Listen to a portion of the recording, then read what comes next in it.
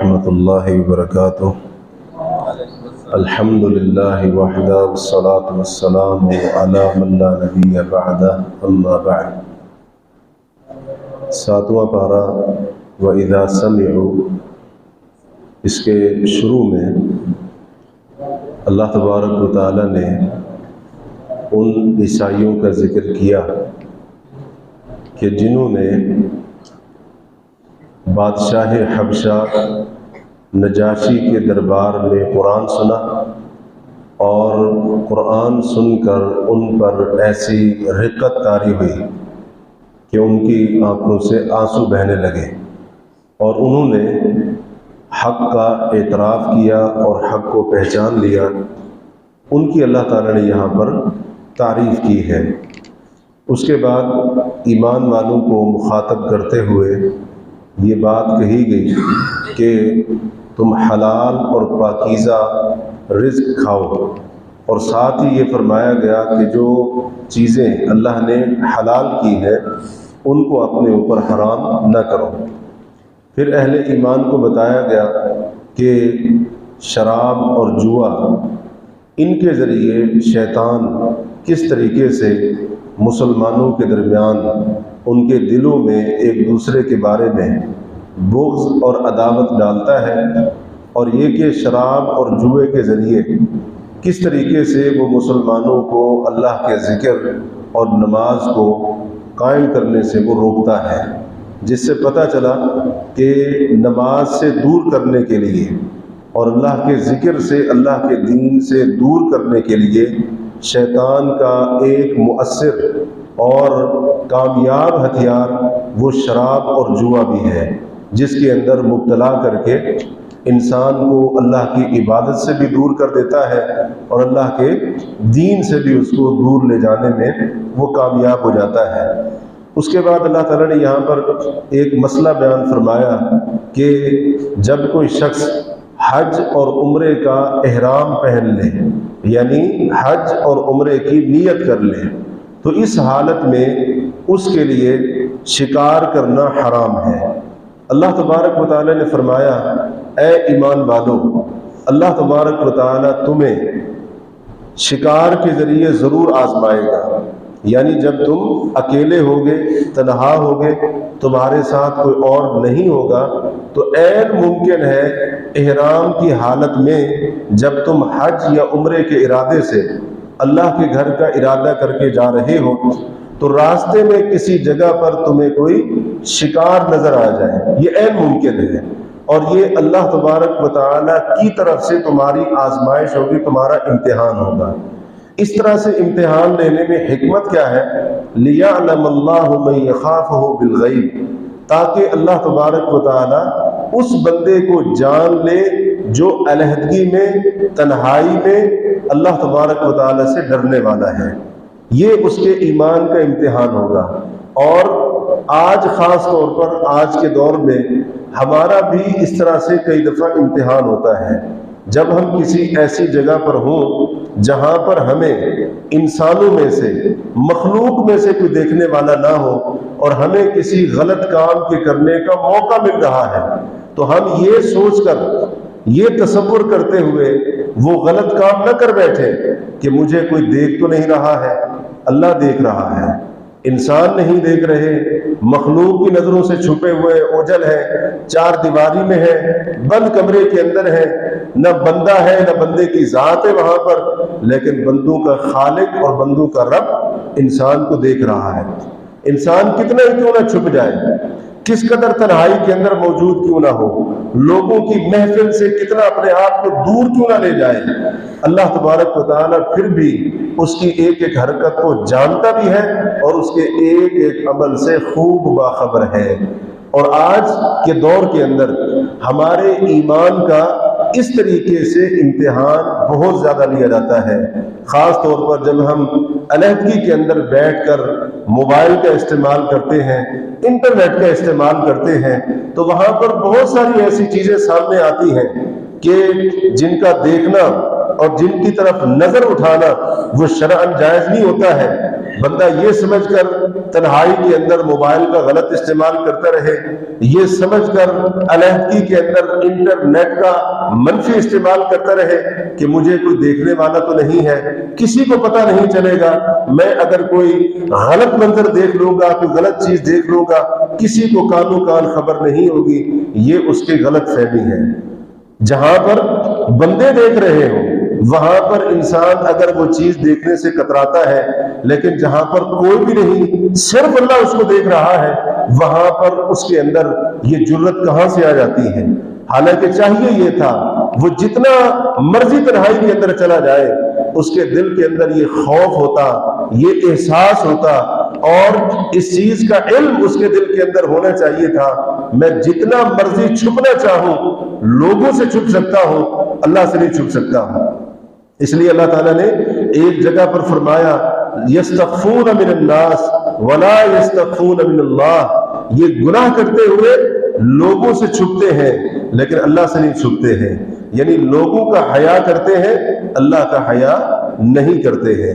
تو یہ چیز، یہ احساس ہمیں اپنے اندر پیدا کرنا ہوگا، اور اگر یہ احساس بندے کے اندر پیدا ہو جائے کہ اللہ دیکھ رہا ہے، اللہ تبارک و تعالیٰ کو میری ہر حرکت، ہر بات، ہر فعل اور ہر عمل کا پتہ ہے، تو بہت سارے معاملات کی خود بخود اصلاح ہو جائے، بہت سارے معاملات خود بخود انسان ان سے اجتناب کرنے لگ جائے۔ اصل معاملہ یہ ہے کہ ہمارے اندر آج یہ احساس بہت زیادہ کمزور ہوتا جا رہا ہے۔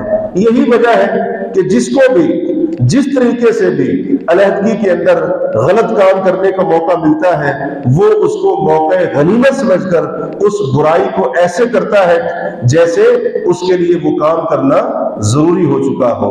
لوگوں کا حیا کرتا ہے، اللہ تبارک و تعالیٰ سے اپنے آپ کو چھپانے کی وہ کوشش نہیں کرتا ہے۔ یہ انتہائی توجہ طلب بات ہے جو اللہ تعالیٰ نے یہاں پر کی ہے۔ اگر ایسا ہمارے ساتھ ہوتا ہے، تنہائی کے اندر اگر کوئی ایسی چیزیں یا ایسا کوئی کام کرنے کا موقع ملتا ہے، تو بندہ یہ نہ سمجھے کہ اب مجھے موقع ملا ہے، شاید بعد میں موقع نہ ملے، توبہ کر لیں گے، یہ چیز نہ سوچے، بلکہ وہ یہ سمجھے کہ اس کے ایمان کا امتحان ہو رہا ہے۔ اگر ایمان کے اس امتحان کے اندر وہ اپنے آپ کو کامیاب کر لیتا ہے، اللہ تبارک و تعالیٰ نے اس کے اوپر اجر بھی بہت زیادہ رکھا ہے۔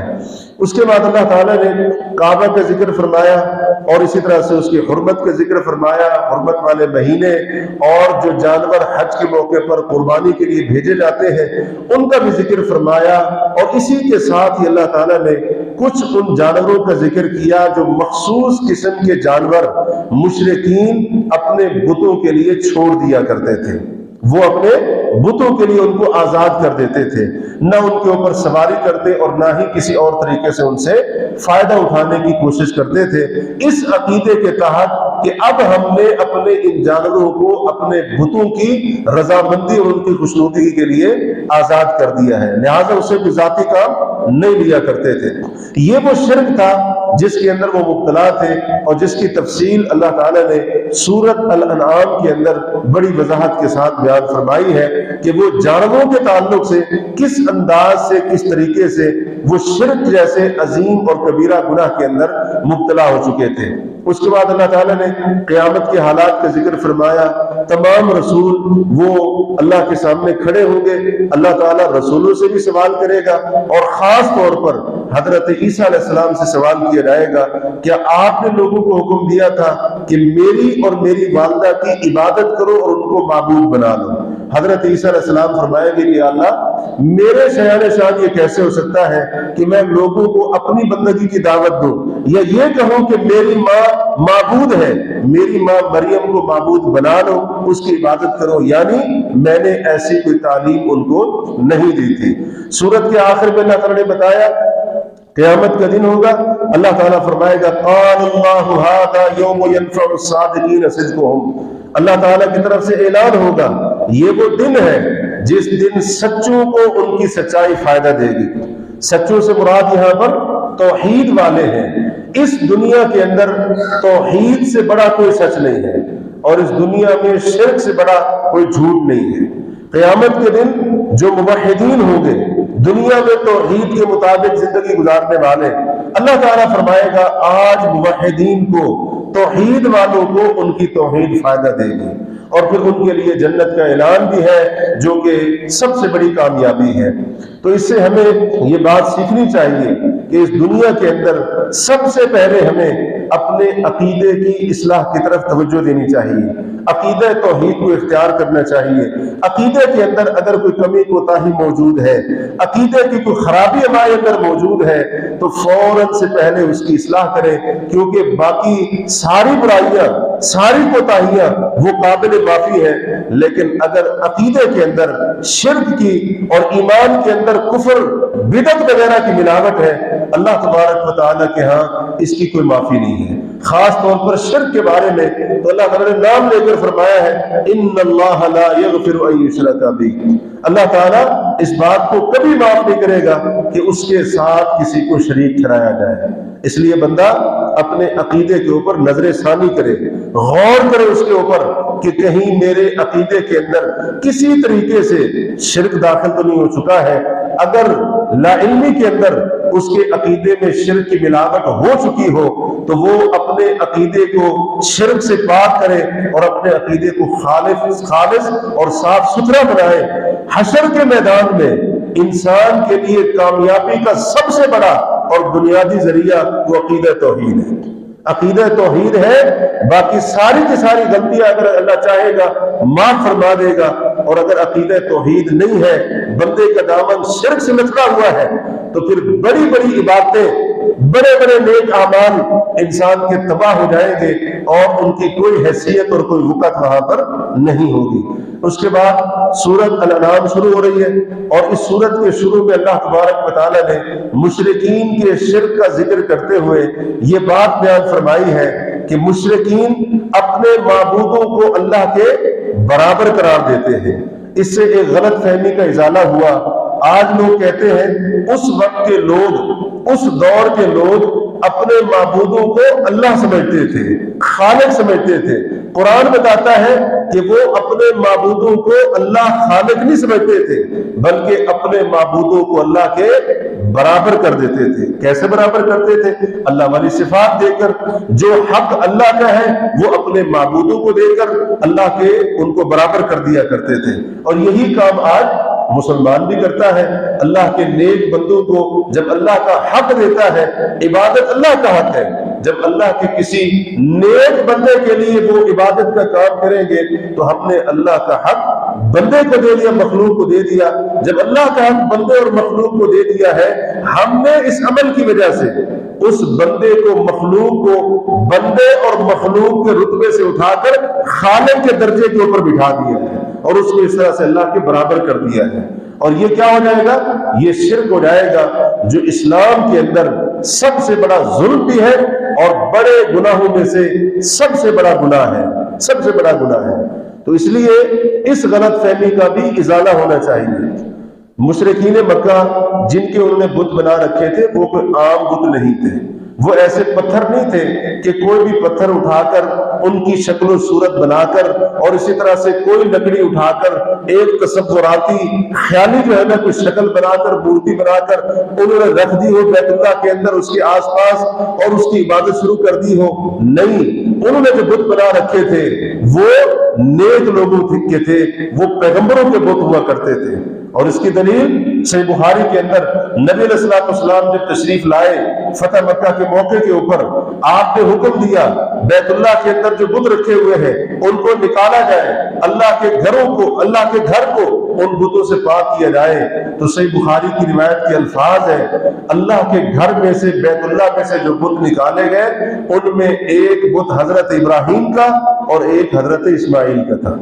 حضرت ابراہیم اور اسماعیل نبیوں کے بت بنا کر رکھے ہوئے تھے، اور ان کے سامنے اپنی مشکلات رکھتے تھے، بیماریوں کی شفا ان سے مانگتے تھے، دعائیں ان سے کرتے تھے، التجائیں ان سے کرتے تھے، فریادیں ان کے آگے، بیماریوں کی شفا ان سے، رزق کے اندر برکت ان سے، اولاد مانگنا ان سے۔ یہ سارے کے سارے کام نبیوں کے بتوں کے آگے کرتے تھے، اللہ تعالیٰ نے جس کو شرک قرار دیا ہے۔ تو اس سے پتہ چلا اگر عبادت پیغمبر کی بھی ہوگی وہ بھی اللہ کے ساتھ شرک ہے۔ اگر عبادت کا کام کسی اللہ کے ولی کے لیے کریں گے اللہ کے نیک بندے کے لیے کریں گے تو اس اللہ کے ولی اور نیک بندے کو بھی عبادت کا کام کرنے کی وجہ سے اس عبادت کا کام کرنے والے نے اللہ کے برابر کر دیا ہے. اور یہی شرک ہے جس شرک کے اندر پہلے دن سے لے کر آج تک لوگ مبتلا اور گرفتار نظر آ رہے ہیں. تو اس لیے اس غلط فہمی کا ازالہ ضروری ہے کہ لوگ سمجھتے ہیں وہ اپنے بتوں کو اللہ کہتے تھے، خالق مانتے تھے. ایسی بات نہیں تھی. وہ خالق، وہ اسی طرح سے پیدا کرنے والا، وہ زمین و آسمان کا مالک صرف اللہ ہی کو مانتے تھے. ان کے لیے کیا کرتے تھے؟ عبادت کے کام کر کے ان کو انہوں نے اللہ کے برابر کر رکھا تھا. اس کے بعد اللہ تعالیٰ نے اپنی توحید کے اوپر جو دلائل ذکر کیے ہیں، ایک بنیادی اور ایک مضبوط دلیل. ویسے تو قرآن کے اندر توحید کے بارے میں جو بھی دلیل بیان کی گئی ہے وہ بنیادی بھی ہے، مضبوط بھی ہے، لیکن ایک ایسی دلیل ہے کہ جس کا انکار ممکن نہیں ہے. وہ کیا ہے؟ اللہ تعالیٰ نے فرمایا وَهُوَ يُطْعِمُ وَلَا يُطْعَمُ. اللہ تبارک و تعالی رب ہے، معبود ہے، سچا معبود ہے، کیونکہ وہ سب کو کھلاتا ہے. ولا یطعم، اور اسے کوئی کھلاتا نہیں ہے. اسے کوئی کیسے کھلائے؟ اسے نہ کھانے کی ضرورت، نہ پینے کی حاجت، اور کسی چیز کا وہ حاجت مند ضرورت نہیں ہے، کیونکہ اللہ الصمد، اللہ بے نیاز ہے اور اس قسم کی تمام ضرورتوں سے وہ بلند و بالا ہے. اس سے پتہ چلا کہ معبود برحق وہی ہے کہ جو کھانے پینے کا محتاج نہ ہو، اور جو خود کھانے پینے کا محتاج ہو، جسے خود کھانے پینے کی ضرورت ہو، وہ لوگوں کا مشکل کشا کیسے ہو سکتا ہے؟ لوگوں کا حاجت روا کیسے ہو سکتا ہے جب وہ خود ایک چیز کا ضرورت مند اور محتاج ہے اور اس کی ضرورت اس چیز کے بغیر پوری نہیں ہوتی ہے؟ وہ لوگوں کا معبود کیسے ہو سکتا ہے؟ زبردست اللہ نے دلیل دی ہے یہ وَهُوَ يُطْعِمُ وَلَا يُطْعَمُ. جو بھی کھانا کھانے والا ہوگا وہ عبادت کے لائق نہیں ہو سکتا ہے. معبود ہونے کے لیے یہ ضروری ہے کہ وہ کھانے پینے وغیرہ کی حاجت اور ضرورت سے پاک ہو اور بالا تر ہو، اور وہ صرف اور صرف اللہ تبارک و تعالیٰ کی ذات ہے. اللہ کے سوا کوئی بھی ایسا نہیں ہے. جن کی بھی عبادت کی جاتی ہے ان کو کسی نہ کسی طریقے سے مخلوق کی بندوں کی حاجت اور ضرورت ہوتی ہے.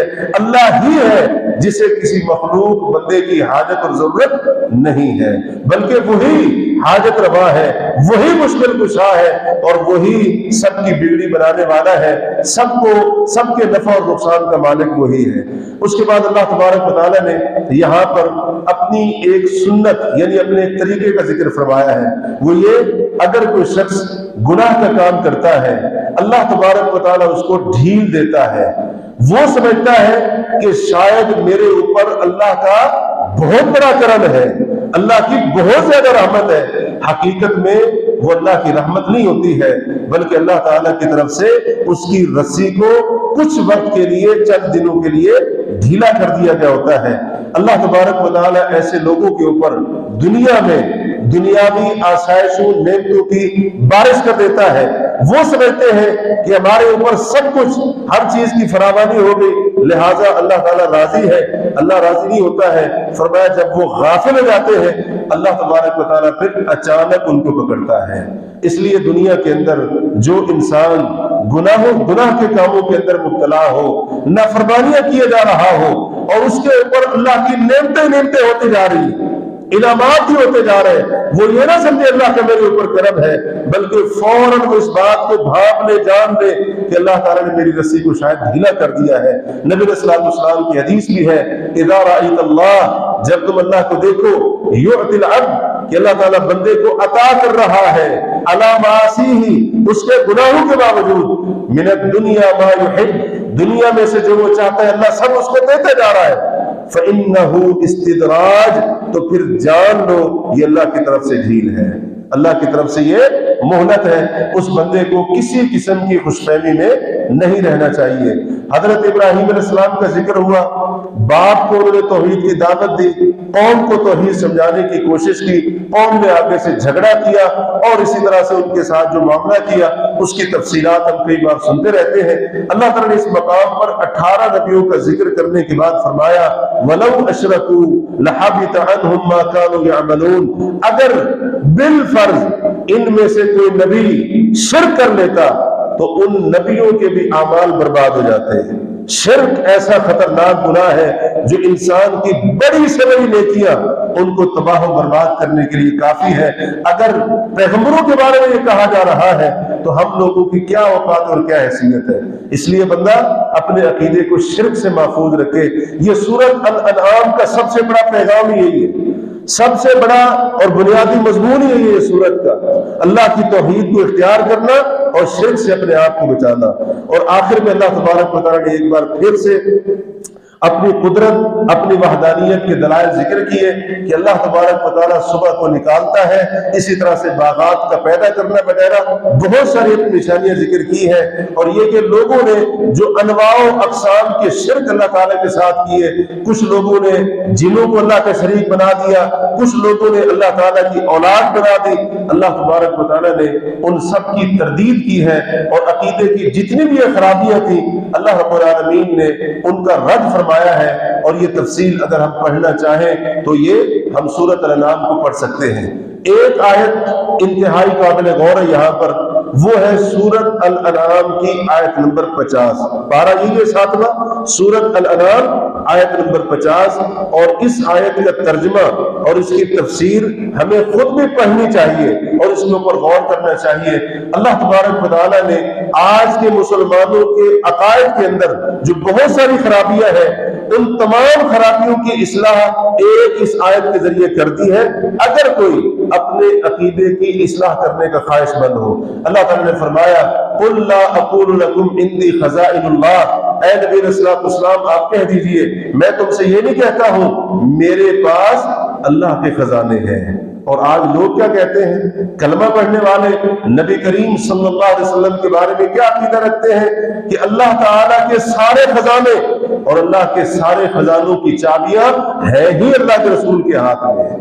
نبی علیہ السلام جیسے چاہتے ہیں اللہ کے خزانوں کو تقسیم کرتے ہیں، اللہ نے اپنے خزانے آپ کو دے دیے، آپ دنیا کے اندر بانٹتے ہیں، تقسیم کرتے ہیں، جبکہ قرآن کھلے الفاظ میں کہہ رہا ہے اے نبی علیہ السلام آپ ان کو اعلانیہ طور پر کہہ دیجئے میرے پاس اللہ کے خزانے نہیں ہیں۔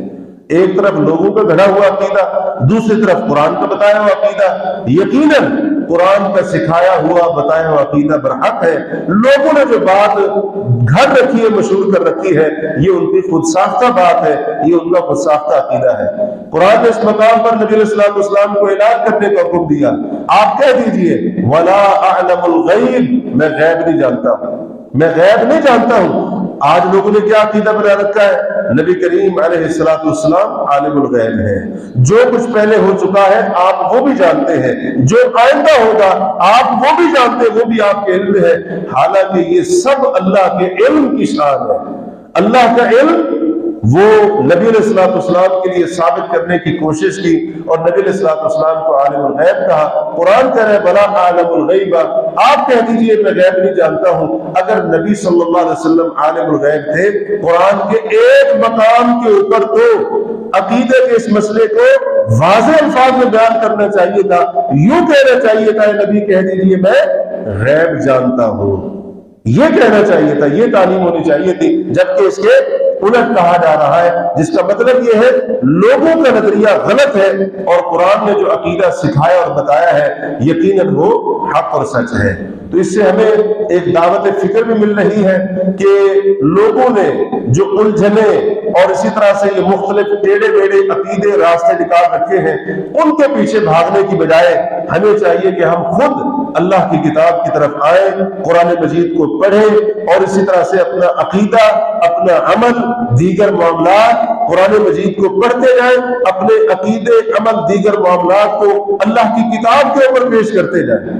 اگر ہمارے عقیدے کی تصدیق، ہمارے عمل کی تصدیق، ہمارے معاملات کی تصدیق قرآن کر دے، اس کا مطلب یہ ہے ہم جس عقیدے پر ہیں وہ عقیدہ بھی ٹھیک ہوگا، وہ عمل بھی درست ہوگا اور ہمارے وہ معاملات جو قرآن بتا رہا ہے یہ تمہارے معاملات ایسے درست ہیں، وہ ہمارے معاملات بھی درست ہوں گے۔